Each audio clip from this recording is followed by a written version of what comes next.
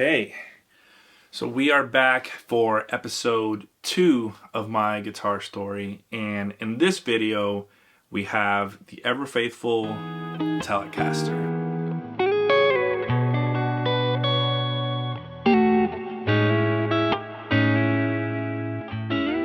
But not this Telecaster actually, this Telecaster. After my Epiphone Les Paul, in my last episode, I talked about how I took it home but didn't have any gear or pedals or, how to get sound out of the thing. And then, of course, I used Logic. But soon after that, I was like, okay, I got the hang of this thing with what electric guitar is. I started practicing my technique more and, again, how the instrument worked. And this was when I kind of started thinking about, okay, how can I now play this live? It wasn't as easy as my acoustic to just take somewhere, plug it in. You don't really need much to get that acoustic sound, and you just play, even unplugged.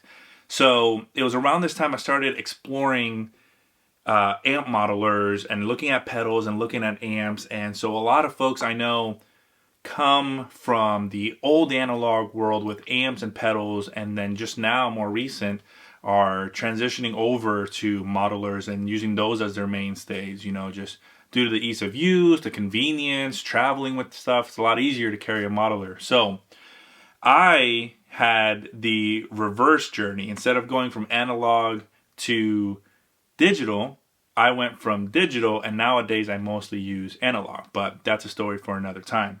So around this time when I was looking, it was when the Line 6 Helix was announced, and it was just this huge revolutionary thing, right? And I still have it to this day, and I still love it. In fact, I took it out this month to update it and play it. But I was like, for the money I had at the time, buying pedals and effect after effect, and the cables and everything that came with it just didn't make a lot of sense. And then here was this cool modeling thing where it just had everything. I could take the one thing, and that's all I needed, right? So saved up for that, and that was really my first dive into what tone was, what effects are, the order and how they affect your sound, just all of that. I really did all that on the Line 6 Helix, which again isn't that old of a modeler. So once I got that Helix, I just fell in love with chasing tone, and still chasing it, but I just really loved everything that it brought to the instrument. Again, electric guitar was just still brand new to me at the time.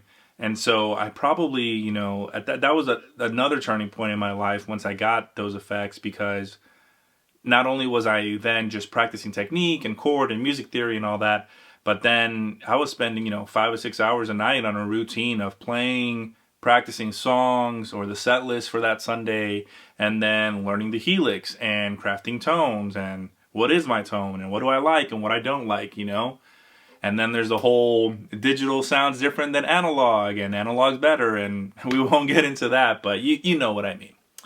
So I was on that journey for a while. I kept playing at my church and just kept developing my skills. And so maybe a few months after that, I was like, okay, I need a different guitar, because I now have these effects and I'm creating tones, but I keep seeing all over the internet, and I started getting into more influences.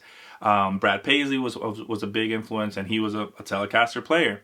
And so I was like, well, I need a single coil guitar to do that. And that was when I spent so many nights on forums or watching YouTube videos, just Stratocaster versus Telecaster, which one's better, and so many opinions and stuff out there. But I'll save the Stratocaster details for the Stratocaster video, because I do have one. But long story short, I was like, let me just take the path, because I'm going to get them both eventually, and I'm going to save up, and I'm just going to own the trifecta of Les Paul, Telecaster, Stratocaster. So let me just do what Leo Fender did and start with the Telecaster, and then eventually go to the Stratocaster. And that's what I did. So that red Telecaster that I showed was actually my first Telecaster, and I did not love it. And I don't know if it was just the effect of coming from humbuckers to singles, where I was just like, wow, this does not sound anywhere near as powerful with the same effects chain as my Les Paul and so forth. So I just really had to learn then again, just what a single coil guitar brings to the table, and just how to use it and tones that it brings and what it specializes in. So I did that, but I don't think that guitar even lasted the year. Maybe somewhere in the 6 to 8 months range, and I was like not in love with it the way I was with my Les Paul. And so I think it was somewhere in that 6 to 8 month range where I sold it and eventually used that money to get this guy right here. So this is a American Telecaster thin line with noiseless pickups. And so I did actually buy this secondhand, and the previous owner had done a couple modifications to it, which I was okay with. One being the ashtray is different. Looks like it's a Kluson. Not too familiar with the brand, but then compensated saddles. And at one point he had said that he had a Bigsby on it. So I don't know if you can see that. You actually have the holes there of where the Bigsby mount was. So by the time I bought it, he had taken it off, but left the holes in there in case he wanted to go back to it. So I didn't mind, because I thought, hey, maybe one day I'll want a Bigsby too, and then it's already pre-drilled for that. So, but it's been several years since that, and I haven't put it on there. But I've kept the holes just in case. Part of the reason that made me want to sell that the red Telecaster for this one was around this time again, I was being hit with a lot of influences and different techniques of different players.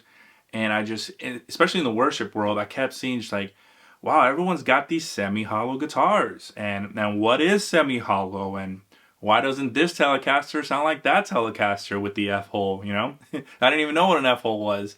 So that was, again, just a new chapter in my guitar playing, where I started learning about different materials guitars were made from, and how semi-hollow versus hollow can have different tonal qualities and so forth. And so when I sold that one and then I saw this one on the market, I knew I always wanted a Telecaster in my arsenal. So I was like, this is meant to be. It's a Telecaster and it's semi-hollow. So I get the best of both worlds. And then boom, that's how I landed up with this guy. Needless to say, at this point, I had 2 guitars and a world of sounds with the Line 6 Helix. And so I think from there, it was just a storm of wanting to keep learning and educating myself, and just having all the tools in the disposable.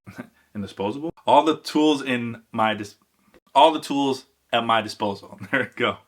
You know, just like when you're working on some construction project, you need a hammer and a screwdriver and a flathead and so forth. You know, that's kind of how I felt. I was like, I want a Les Paul humbucker, I want a single coil Telecaster, and I want a Stratocaster for when I eventually get to Stevie Ray Vaughan songs, you know, that kind of thing. So this was really around the time where like every dollar that I earned from my job or just different side things, I was just like saving up, because I was always thinking of the next guitar. But before I get too ahead of myself with all the guitars to come, when it came to the Telecaster, this one I loved more than the solid body red one that I had. I don't know what it was. I think maybe it was just a placebo effect of having F-hole. I don't know, because when I look back at it now, many years later, I'm like, I kind of want the solid body back, you know, just have that traditional Telecaster sound, because this does sound different, especially with the noiseless pickups and so forth. So who knows, maybe I'll sell this one and get a solid body back. But I told myself at that time is that I can't just keep buying guitars if I don't keep improving. Otherwise, I'm just going to sound just as bad on all of them.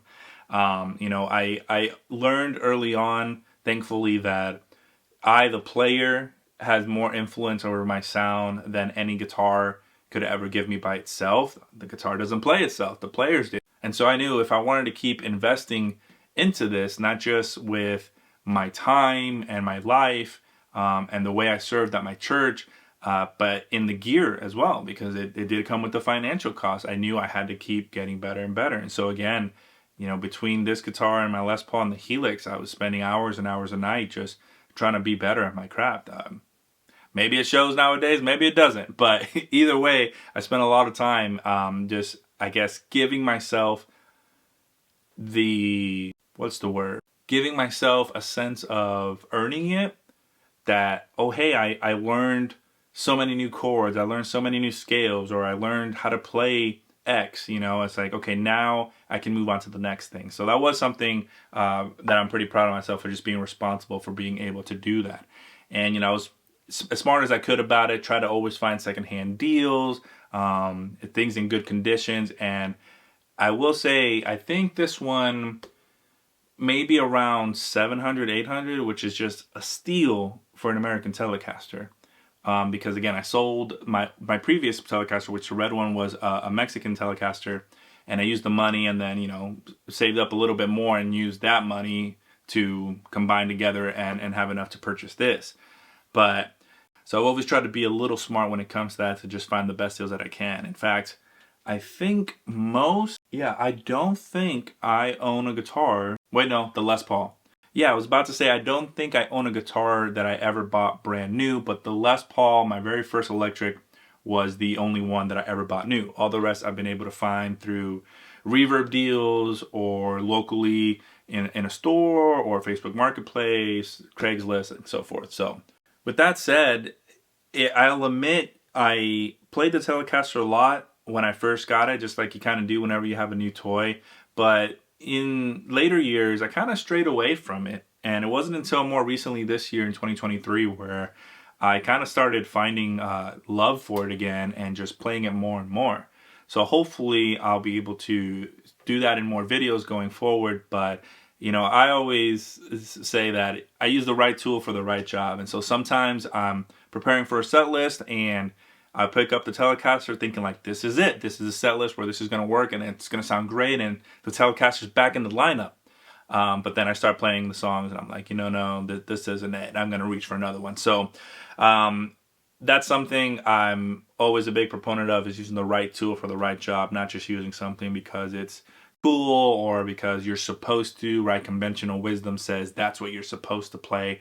I like what I like, and if I think it sounds good, then that's what I'll go with. And if I don't think it sounds good, whether it's the right tool to use, then, you know, I'll switch it up. But yeah, the Telecaster, she's a good one.